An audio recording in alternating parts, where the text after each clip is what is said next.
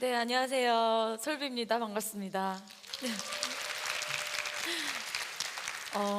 먼저 이야기 또 들려드리기 전에 여러분들한테 질문하고 싶은 게 있어요. 여기서 혹시 자기가 건강하다고 생각하시는 분 손들어 보세요. 나는 건강하다. 네. 어, 건강하신 분들이 생각보다 많이 없으셔서 지금 조금 놀랐어요. 이 계획이 아닌데 다시 한번 생각해 보세요. 네. 그러면은 좀 다르게 바꿔서 질문을 해볼게요. 여기서 정신이나 마음이 건강하다라고 생각하시는 분 손 들어보세요. 아, 이게 아닌데 큰일 났네요, 지금. 어떻게 해야 되지? 역시 세바시에 오시는 또 관객 여러분들답게 다 마음이 건강한 분들이 여기 함께하고 계시네요. 제가 이 질문을 왜 했냐면요. 저도 지금 이렇게 보시면 밝아 보이잖아요. 네, 또 밝지 않았던 시기가 있어서 그런 이야기를 또 드리고 싶어서 이 자리에 나왔습니다. 저에게도 인생에 있어서 슬럼프라는 게 오더라고요. 저는 제가 슬럼프가 안 올 줄 알았는데 바쁘게 이렇게 일만 하고 살다 보니까 이제 연예계 생활을 하다 보니까 슬럼프가 왔어요. 어떻게 견뎌야 하는지 사실 방법을 모르는 상태에서 너무나 빨리 꿈을 잃었고 그릇이 안 된 상태에서 이러니까 어떻게 해야 될지 모르겠더라고요. 그 사람들의 막 어떤 안 좋은 시선과 좋은 시선에 대해서 감당을 어떻게 해야 되는지 모르겠고, 그래서 항상 제일 중요하게 생각하는 거는 기회가 오는 게 중요한 게 아니라 그 기회가 왔을 때 그걸 받아들일 수 있는 준비가 되어 있느냐가 중요하다는 생각을 지금도 물론 하고 있어요. 그래서 준비가 안 된 상태로 슬럼프가 오다 보니까 그거를 극복하기 위한 어떤 아무것도 방법이 없었죠. 그래서 혼자 막 힘들어하고 있다가 제가 너무 방법을 못 찾고 너무 방황하고 그러다 보니까 주변에서 이제 권유를 한 거예요. 정신과를 한번 가보라고. 처음에는 나 안 갈래. 내가 거기 왜 가? 라는 생각으로 안 갔는데 이제 주변에 지인이 저를 이렇게 끌고 가서 전문의를 만나게 됐어요.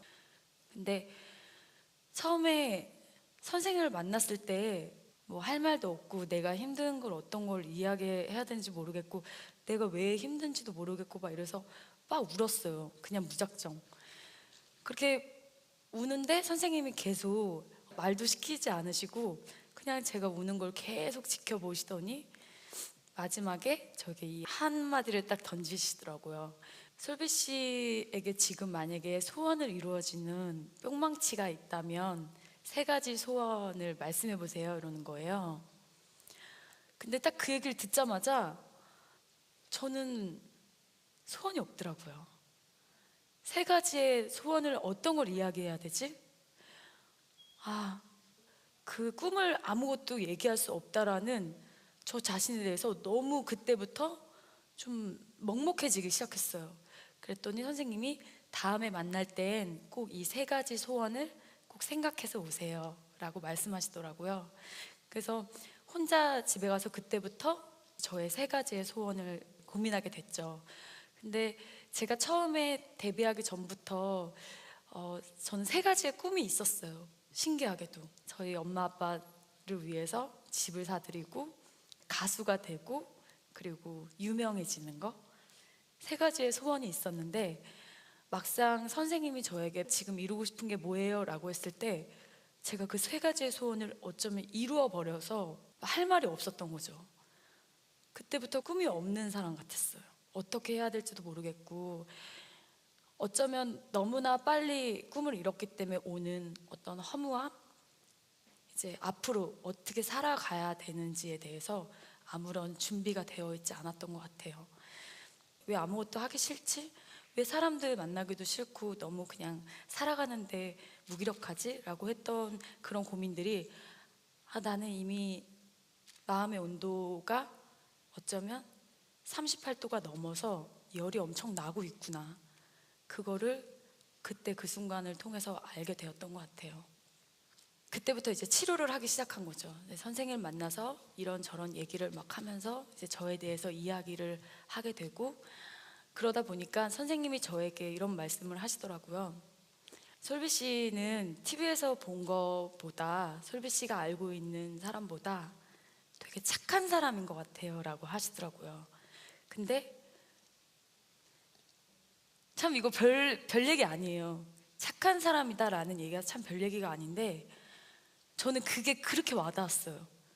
왜냐면요, 제가 착하다는 말이 너무 무서웠거든요. 그러니까 연예계에 데뷔하기까지 엄청 막 여러 가지 오디션을 이제 떨어지기도 하고, 또 엄마 속도 썩이고. 근데 저는 제가 열이다라는 게 너무 싫었어요. 그래서 항상 강해야 되고 강해 보여야 되고, 살아남기 위해서는 진짜 강해져야 되고 강하게 표현해야 되고, 그런 것들이 저에게는 살아남는 어떤 방법 중에 하나였던 것 같아요. 근데 선생님 딱 만나는 순간 솔비 씨는 너무 착한 사람이에요 라는 말이 되게 위로였어요. 뭔가 이렇게 마음을 싹 녹이는 느낌? 아, 나 이 사람 앞에서 연기하지 않아도 되겠다. 맞아, 나 착한 사람인데, 나 여린 사람인데 왜 그렇게 살아남으려고 그렇게 강해 보이려고 노력했을까? 막 이런 것들에 대해서 저 스스로를 좀 돌아보는 그런 계기가 됐죠. 혼자 이제 그때부터 나라는 사람에 대해서 궁금해진 거예요. 나는 어떤 사람이었지? 나는 도대체 누구지? 막 이렇게 흔히 자아 성찰에 많이 빠지는 것처럼 저도 이제 빠진 거죠. 근데 선생님 만나서 나라는 사람을 계속 생각하다 보니까 제가 보지 않았던 저의 다른 면이 보이더라고요. 그래서 그때부터 나를 찾기 위한 여행이 시작된 거죠. 잘 하지도 않았던 등산도 혼자 가게 됐고, 그리고 혼자 전국 여행을 하게 됐고, 스카이다이빙 할 때의 모습이에요. 이제 저의 버킷리스트를 또 만들어가지고 이렇게 나를 찾기 위해서 했던 여행들, 바로 이 당시, 이 여행을 할 당시에 세바시의 어떤 여행하는 작가님이 나오셨었거든요, 그때 당시에. 근데 그분이 막 여행 사진들을 이렇게 보여주시면서 막 그때 이야기를 해주시는데, 아, 나도 지금 이 모습이 언젠가는 이 세바시에 나가야지? 이런 생각으로 저도 여행할 때 이런 사진들을 좀 남겨놨거든요. 네, 근데 참 꿈꾸면 이루어져요. 신기해요. 이 머릿속의 생각이라는 건 당장 내일 이루어지진 않더라도 언젠간 이루어지는 것 같아요. 그래서 이때 당시에 정신적인 아픔을 좀 극복하기 위해서 전국 여행도 해보고, 꽃꽂이도 해보고, 뭐 등산도 해보고, 뭐 드럼도 배워보고, 운동도 열심히 하고, 정말 많은 것들을 이제 이때부터 시작하게 된 거죠. 근데 사실은 이거는 되게 저에게 있는 좋은 습관이에요. 사실 좋은 습관이고, 나쁜 습관들도 있었어요, 저에게는. 막 치장하는 거, 외모 치장하고, 그리고 또 술 마시면서 풀고, 그리고 또 어떤 분들은, 저는 이제 담배를 피지 않지만 어떤 분들은 담배를 피고 또 커피를 마시기도 하고, 다 이렇게 습관이, 각자만의 습관이 있는 것 같아요. 스트레스를 푸는. 근데 저도 심리치료사 선생님을 만나면서 이야기를 하다가, 아, 제가 이런 것도 해보고 저런 것도 해봤는데 사실 그렇게 저에게 있어서 다 되게 일시적인 것 같아요. 그러니까 그렇게 말씀을 드려보니 자기는 이런 걸 권유해 주고 싶대요. 그게 뭐였냐면 저에게 이제 미술을 권유해 주셨어요. 저는 굉장히 추상적인 사람이거든요. 지금도 저는 제가 이야기하고 있는 것보다 우리가 이렇게 눈을 마주치면서 지금 이 순간, 이 느낌, 저는 이게 더 중요하거든요. 이게 정말 대화, 진짜 대화를 하고 있다고 생각하거든요. 이런 이야기를 막 했더니 선생님께서 미술을 해보시라고 권유를 해주시더라고요. 무언가 설명하려고 하지 않고 이해시키려고 하지 않아도 이 느낌으로 자체의 교감이 될 수 있기 때문에 한번 미술을 시작해 보라고 하시더라고요. 그래서 그때부터 그림을 그리기 시작했어요. 처음에는 그래서 그림 일기의 형태로 막 그림을 그렸어요. 오늘에 있었던 일, 그 하고 싶은 이야기들을 막 글로 써가지고 그림을 그리고 막 그랬더니 너무 시원한 거예요, 속이. 얘기를 잘 못하는데 이야기했을 때는 사람들이 항상 제가 하는 이야기랑 좀 다르게 좀 이해하실 때도 있는데, 그림은 그냥 저만의 세계를 펼치기에 너무 좋더라고요. 그래서 그때부터 그림을 그리면서 이제 저의 이야기를 하나씩 하기 시작한 거죠. 세상을 살아가는데 저만의 어떤 소통하는 그런 도구가 저에게 생긴 거죠. 여러분 모두에게 사실 미술을 시작해 보세요라고 말씀드리는 건 아니에요. 다 각자에 맞는 그런 취미를 찾으시라고 드린 말씀이었는데, 근데 저에게 그림은요, 또 다른 생명 같아요. 그만큼 이제는 또 넘어져도 그림이 있어서 난 괜찮아, 이런 좀 느낌이 들 만큼 무언가를 말하고 싶을 때 어떤 이야기하는데 또 다른 소통 도구이지 않을까라는 생각으로 그림을 그리고 있어요.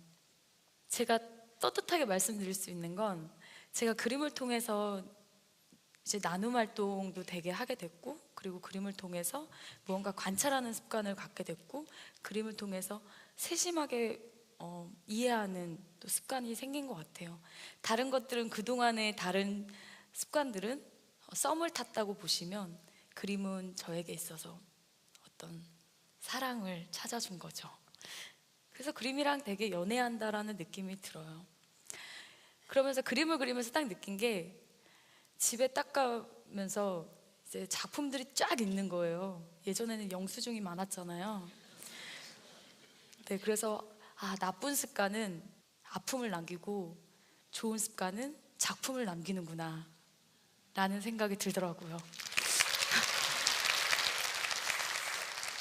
네, 그렇게 그림을 통해서 또 새 삶을 찾다 보니까 그때부터 이제 같이 이렇게 좀 나누고 싶더라고요. 그래서 아이들을 워낙 좋아하는데 그 아이들과 함께 할 수 있는 또 시간도 매년 하고 있고요. 그리고 또 9월 10일이 9월 10날이 또 세계 자살 예방의 날이에요. 그 날이 되면 저의 SNS를 통해서 이제 고민을 들어주는 그런 활동을 지금 6년째 하고 있습니다. 또 핑거밴드 캠페인이라고 청소년들의 흡연 예방을 위해서 만들어진 캠페인이에요. 근데 이렇게 보시면 손가락 두 개로 이렇게 밴드가 있어요. 그 밴드로 이렇게 청소년들에게 건강한 그런 습관을 알려주기 위한 캠페인에 또 제가 강연도 하고, 제가 요즘에 신기하게도 이런 강연하고 국회의원분들을 만나는 자리가 많이 마련되더라고요. 왜 그런지는 잘 모르겠어요. 근데 그렇게 항상 만날 때마다 속으로 생각해요. 오늘은 꼭 어떤 이야기를 제안해야지. 어, 내가 뭔데, 그죠? 근데 저는 대한민국 국민의 한 사람으로서 제가 만날 수 있는 어떤 분이 있다라는 자체가 너무 잘 살고 있다고 생각하고, 그리고 저는 그런 좀 다리 같은 역할을 하고 싶어요. 제가 그분들을 만났을 때 좀 더 사회의 약자를 위해서 어떤 이야기를 전달할 수 있는 사람이 될 수 있다면 저는 그런 부분에서 용기 있게 제안 드리고 싶고 그렇거든요. 이때도 제가 제안 드렸던 게 있었어요. 정기적인 정신적 건강 검진을 해야 한다, 했으면 좋겠다. 그리고 그거는 저도 마찬가지로 전문 의사분을 만나서 저도 치유가 됐고 치료가 됐고, 여러분들도 마음이 아프고 그러실 때는 만나시는 게 사실 맞거든요. 근데 우리가 지금 사회적인 인식이 정신과를 가거나 심리치료를 받으면 그거는 무언가 이상한 거야, 약점이 있는 거야, 왜 쟤는 아프게 됐을까라고 손가락질 하지 마시고 당연히 가봐, 같이 갈 수 있는 그 인식이 전 바뀌어야 된다고 생각하고요. 여러분도 그 바뀌는 데 있어서 앞장서 주셨으면 좋겠습니다.